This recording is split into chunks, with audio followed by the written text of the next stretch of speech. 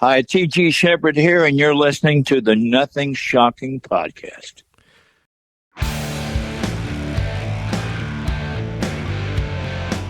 Want to know what's going on in the world of music? Then tune in to the Nothing Shocking podcast, a non-genre based, all ages friendly rock and roll program. Join us weekly for interviews with all your favorite rock stars from the mainstream to the underground. You can find us at nothingshocking.libsyn.com or anywhere you download podcasts.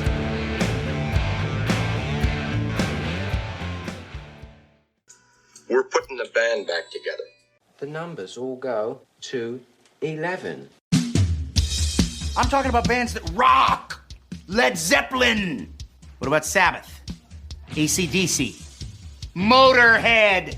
Does that mean it's louder? Is it any louder? Well, it's one louder, isn't it? We're not worthy! We're not worthy! Why don't you just make 10 louder and make 10 be the top number and make that a little louder?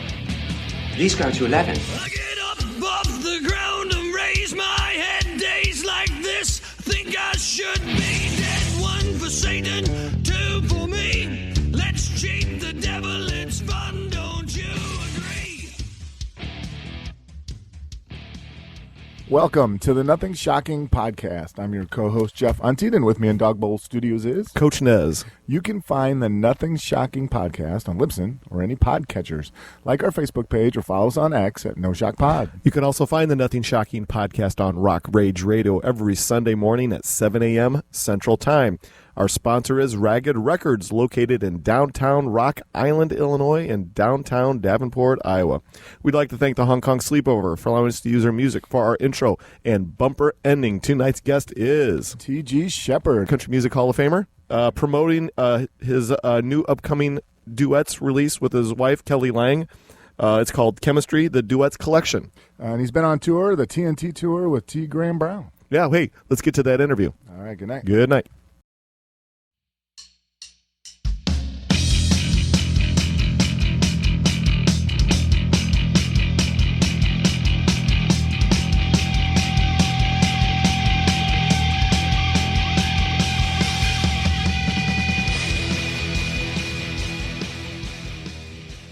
TG, welcome to the Nothing Shocking podcast. I'd like to introduce you my co-host, Jeff Untied. Hey, thanks for joining us tonight, TG Sheppard. Are you kidding me? Yeah, I always enjoy being with people that know what they're doing. You guys know it. Well, if not, we fake it really well. Yeah. So, it's good to be with you. Absolutely. So let's get right into this. You recently performed a 2-hour live show in Richmond, Texas. Can you talk to us a little bit more about your performance and experience playing at Scotty's? Well, it was night before last, and of course, I had my friend T. Graham Brown with me. Nice. He opened the show, and we're doing quite a few dates together right now called the TNT Tour, a dynamite show. So, but gosh, working with him is always a joy. It was really great. The crowd was very large, and of course, Texas crowds are always pretty wild. Big state for country music, but it went really well. I just flew home yesterday from Houston. It was in Richmond, Texas, and now we're here today and tomorrow. Do the Opry Wednesday night, the Grand Ole Opry, and then we leave out for Louisiana and Florida this weekend. Yeah. Wow. Yeah. Well, you got a busy schedule. It's pretty crazy. You know, there's a strange thing, guys, that's going on with music of my era. T. Graham, myself, the Oaks, Greenwood. I mean, there's a resurgence for our era of music, and so we're working more now than ever, and it's exciting to stand on stage and look out and seeing people in their 20s sing the songs back to you that were number ones before they were born. It's really amazing. Well, I find it fascinating that people find vintage music to be, they make it almost new again. Don't you agree? Yeah, that's a great way of putting it. I haven't heard anybody put it that way. Yeah, they are making it new again because there's still a few of us of the 80s and 90s that's touring. And it's a very exciting time for country music, all of country music. I love a lot of the new country music. I'm a huge Jelly Roll fan. Who isn't? And of course, I've always been a big little town guy, and no, the classic music has become new again. It's very exciting. Excellent. Well, talk a little bit more about playing at the Grand Ole Opry. I know you probably had many opportunities over the years, but it's one of those iconic places. Does it still hold that special place to play there even today? Well, it's that magic spot that every country singer aspires to perform in. The circle. I've done it several hundreds of times, and the strange thing, guys, is that every time I do it, it's almost like the first time. You get butterflies because you think of all the names of the people, the stars stood in that circle before you, and man, it's kind of overwhelming to. It's a real plateau for any singer to be able to sing the Opry, because when you do that, you kind of say to yourself, well, maybe I've done something right. So it's always exciting, though, to play the Opry. And, of course, the big part for me is, the show for me is always backstage, not necessarily out front, because in the back you've got so many other stars on the show, and they're all rehearsing in their dressing rooms. You can stick your head in the door and sing along with them and visit with them. And the Opry is a very magical place. Oh, so cool. Yeah. So I want to bring this back to the live performance. You're playing live here with T. Graham Brown. When it comes to putting a set list together for your live performances, is it a struggle trying to fit all the songs that you want to play on a night, or are you rotating your songs, or are you pretty strict about the songs you're going to play night in and night out? Man, what a good question. It is tough. I mean, we've been afforded the great opportunity of having, over 21 number one hits in our career, and it is hard to pick the right ones. I always tend to pick usually the same ones over and over that were the biggest out of the 21.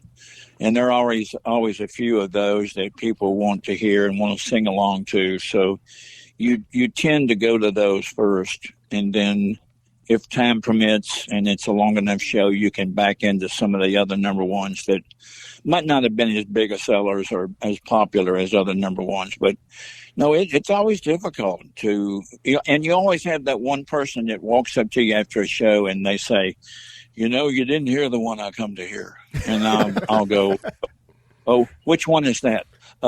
Raindrops keep falling on my head. I'm going, no, wrong initials. That's BJ.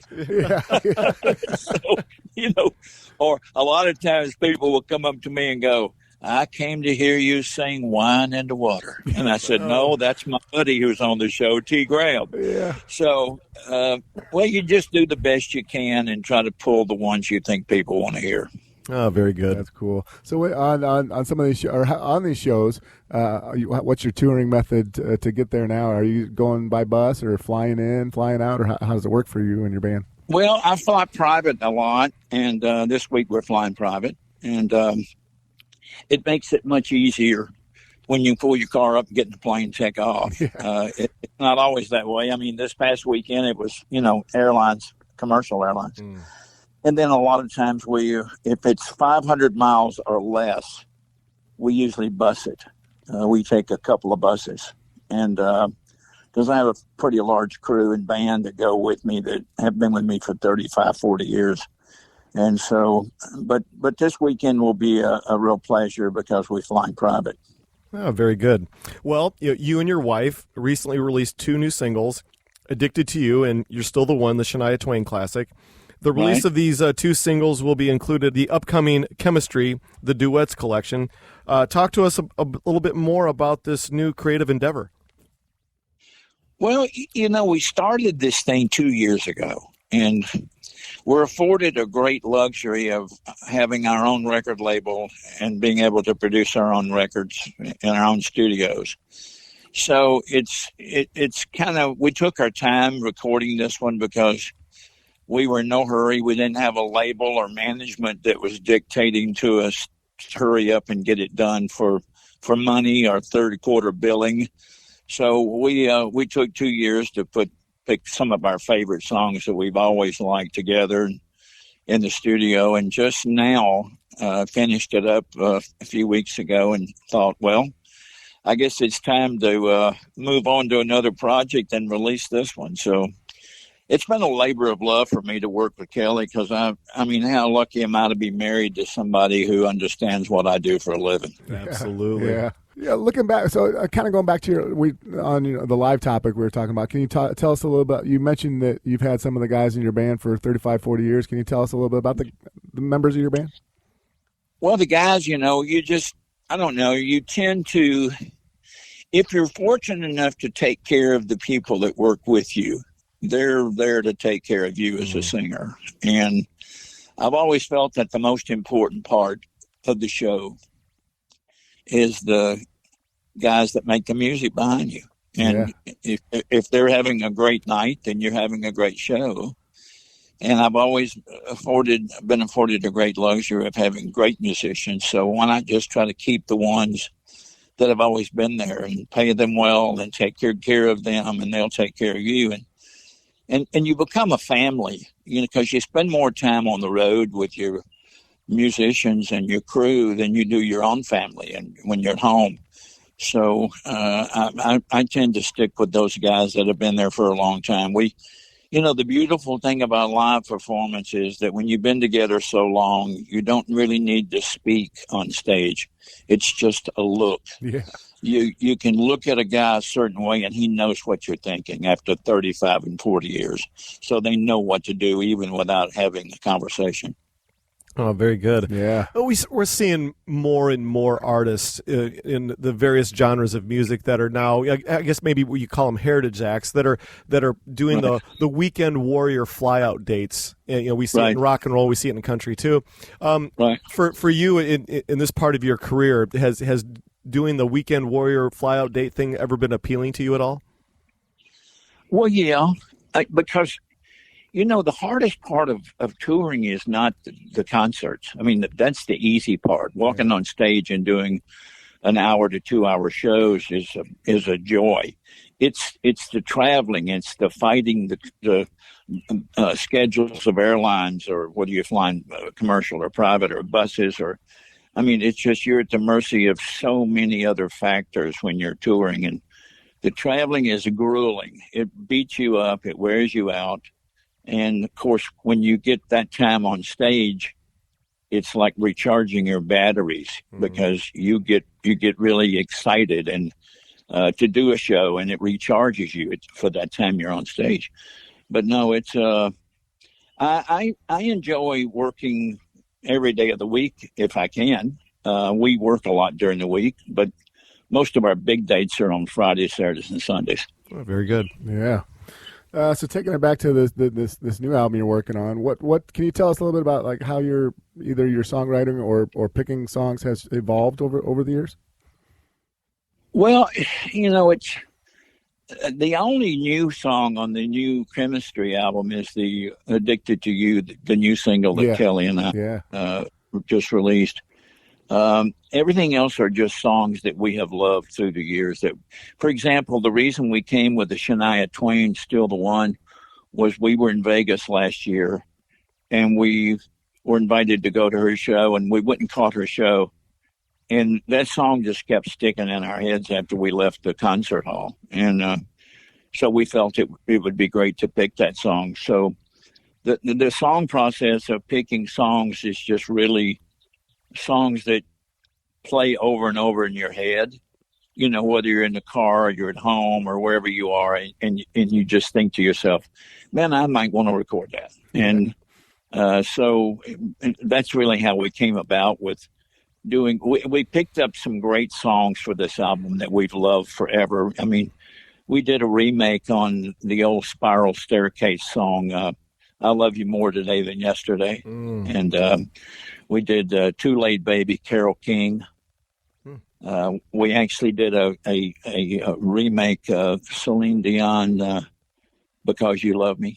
Oh, wow. And it was a hard song to do because Celine has such a wide range in her vocals.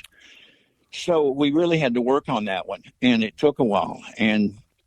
But it happens to be one of my favorites because it was just such a dynamic song, and it says so much about someone that you care for. And So the songs on this album are just some of our favorite songs that we've just had playing in our head for the last few years. You know, when it came to covering "You're Still the One," it was such a giant crossover hit from country into the rock. Were you and Kelly intimidated at all to try to cover this song? And that song is pretty much a pioneer when it came to jumping genres. Where were you guys at when I guess maybe your minds were at when you were recording the song? Well, you really and truly can never outdo the original. I mean, you don't really. I don't think anyone ever outdoes the great original hits. You can only do the song your way, and hopefully the people will relate to it and maybe like some changes that you might have made musically to it. You never change anything lyrically, but musically, we just kind of updated things as far as sounds. And of course, technology now is so much better with recording records than it was 15, 20 years ago. It's so much easier and better and cleaner.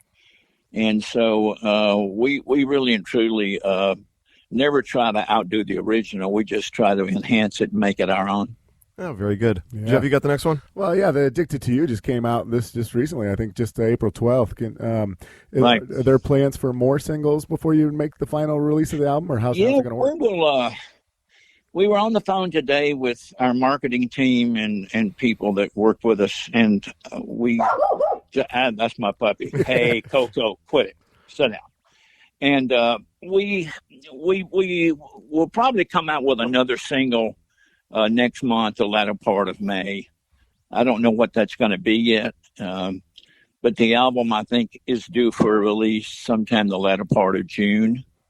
And we're just hoping that people will like what they hear. And the other night I was in concert in Richmond, Texas, like you were first saying, and this lady walked up to me after the show and she said, "Are you going to do any Elvis songs on this album?" I said, "No, you can't outdo Elvis. I'm sorry, I mean, well, you were such close friends. I figured you'd do one of his songs." Well, we were close friends, and that's one of the reasons I didn't do any of his songs on the album, is because wow, you can't get any better than him. Absolutely. Yeah. So you've recently celebrated the 40th anniversary to your hit single "Slow Burn," and with the "Slow Burn" single and album being such a giant success for you back in 1983, can you give our listeners out there an insight to the writing and recording of that legendary album? Well, that album was recorded by Jim Ed Norman, who was the head of Warner Brothers at the time. And, of course, at that time, he was also producing the Eagles. And, I mean, what a great producer. So he really brought Slow Burn to me and a lot of the songs that was on the Slow Burn album. And he really and truly was the guy that made it happen. He's the one that created the magic. And Slow Burn is one of those favorite songs of mine that I enjoy singing today. And it was one of those songs musically that Jim had produced that really kind of stood the test of time. It's very mainstream today as it was so many years ago. And it's always fun to do it in concert. Back when you were recording that album, did you kind of have a feeling as the process went that, hey, I think we're onto something really big here? Did you feel as though that it was going to have the success that it's like you said, it stood the test of time all the way to the present? Did you have an idea that you were onto something special way back when? You always know. It's a strange thing, guys, Jeff and Eric. When you're in the studio and you walk out of the studio, that day if you've captured magic. I mean, you really can tell. And the reason you can tell is you can tell by the musicians that are playing with you on the session. Everybody gets very excited. Everybody really gets jacked up about what you're recording. And so you can actually tell that you are capturing magic when you're in the studio and when you leave that day. It's always that way with me. But, in the past, the Slow Burn album, we knew that day when we recorded that album that we were creating something that was hopefully going to last a while. It did. Yeah. It surely did. Jeff, you got the next one? It did. Well, I'm going to take this in a little different direction and a little different than what we normally do. But tell me a little bit about T.G. Sheppard and outside of music. Do you have any hobbies outside of music? Well, I'm pretty much an avid NASCAR guy. Nice, me too. I had my own race team for a lot of years, and the Folgers team. And I'm kind of a news hound. I watch a lot of news. I'm a weather guy. And I love movies. I love old movies. I watch a lot of those. But basically, when I'm at home, I'm basically spending time with either my wife, Kelly, or my children, or my dog, Coco, which you heard barking a few minutes ago. I think people would be surprised to know that we live, most singers live a pretty normal life when they're home and they're not on the road. Yeah. We really, really do. And I think you have to do that in order to get ready to go back on the road again. You have to come home to kind of recharge. Yeah, absolutely. Your last solo album, Midnight in Memphis, released back in 2019. Can you talk a little bit more about that album? It was released a year before COVID restrictions came about. Can you talk about, I guess, maybe the writing of that album and the recording of that album, in 2019, opposed to that, I guess maybe to your first album, was it 1975? Is that correct? Mm-hmm. Yeah, I had done other albums, but I hadn't done a country solo album in 22 years until 2019 when I did Midnight in Memphis. And the album kind of really started when my dearest friend in music is a guy named Barry Gibb, and of the Bee Gees. Mm-hmm. And he called me up one day and he said, "Hey, Teach." I said, "What, Barry?" He said, "I wrote a song for you, and if you don't record it, I'm never going to pitch it to anybody else." He said, "I had you in mind when I wrote it." I said, "What is it?" He said, "It's called Midnight in Memphis." Yeah. So I went to the studio and recorded it, and that kind of set the precedent for the album. And so then I thought, well, gosh, I got a great Barry Gibb song to start with. What better way to start an album? Mm. And started looking for other songs. And Kelly wrote two or three on the album. And the only remake I did on the album was the old Lacey J. Dalton hit. I've always loved the song Black Coffee. Mm. Yes. And so I did that remake on the album. And but really back when we did Midnight in Memphis, it was just, I really had almost shut down from recording, and Kelly kept telling me, "When are you going to do a new album?" And I said, "Well, I can't." And she said, "Why?" And I said, "Well, country music is changing so rapidly, I don't really know where I fit in." And she said, "Well, why don't you just go find the greatest songs you can find, and they'll take you where you're supposed to fit in." And that's what I did. Yeah, you did. And yeah, so I've let the music lead me, as I always have, all these years. But I would say Barry Gibb was the catalyst that kind of got the album started with sending me the first song to record. Oh, very good. Well, I know there was a couple of Elvis nods on there. I Want to Live Like Elvis and The Day Elvis Died. But a couple of songs that were standouts for me that were kind of almost heart-wrenchers, Say Hello to Heaven.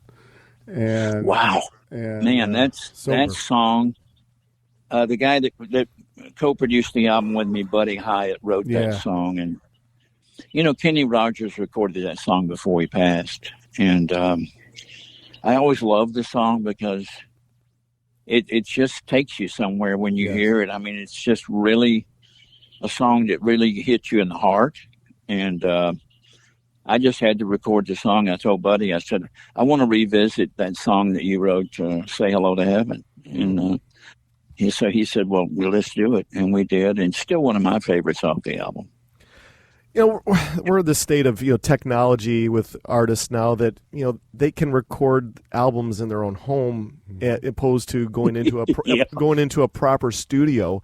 It's insane to me to think that this is where we're at. I mean, they're recording albums on their iPhone. But with that being said, we're also seeing people recording music that are not necessarily artists. All they're doing is pressing a couple buttons and creating music, and they're not a musician at all. For you being the established musician / artist that you are, is that good for the industry? having that type of capability at home to create music when you're not even a musician? Well, man, you got great questions. That's why you guys make the big bucks, okay? Wow, what a question. Yes and no to that. A lot of times it's not fair when there's so many people out there who really are great singers and writers that never get a chance to have success, although they're so talented. And then things can come along to give other people great opportunities.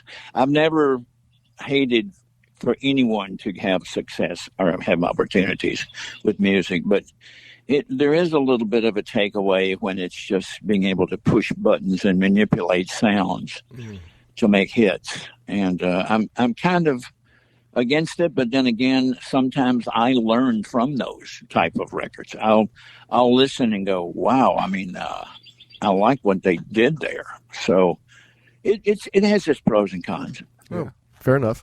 Well, I think I remember reading, was it 1997's Nothing On But the Radio, where I think you had a collection of songs that you had been holding on to for a long time.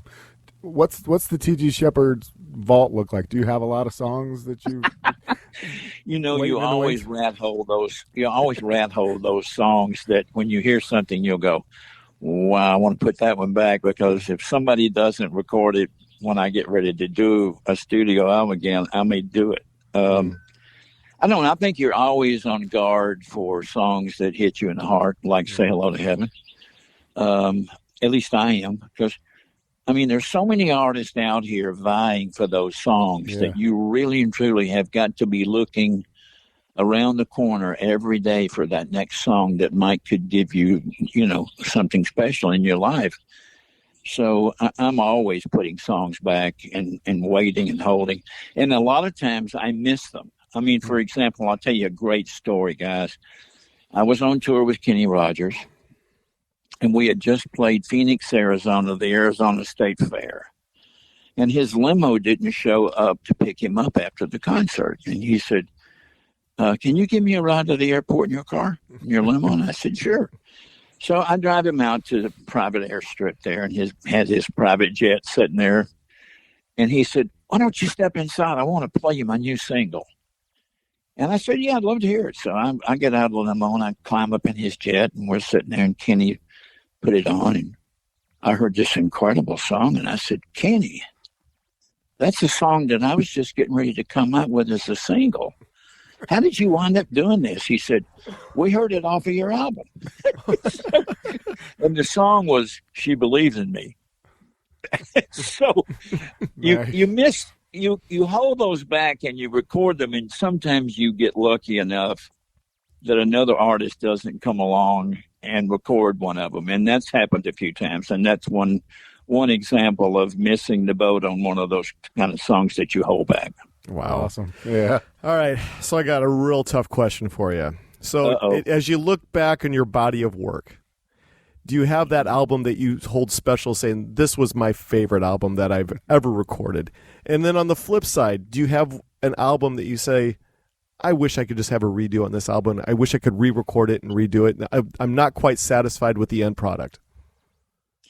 Well, the very first album was the one I wish I could have done a redo on, because I've learned so much more as a singer since doing that album back in the 70s. I've learned so much more about how to sing and what my limitations are and what my range happens to be.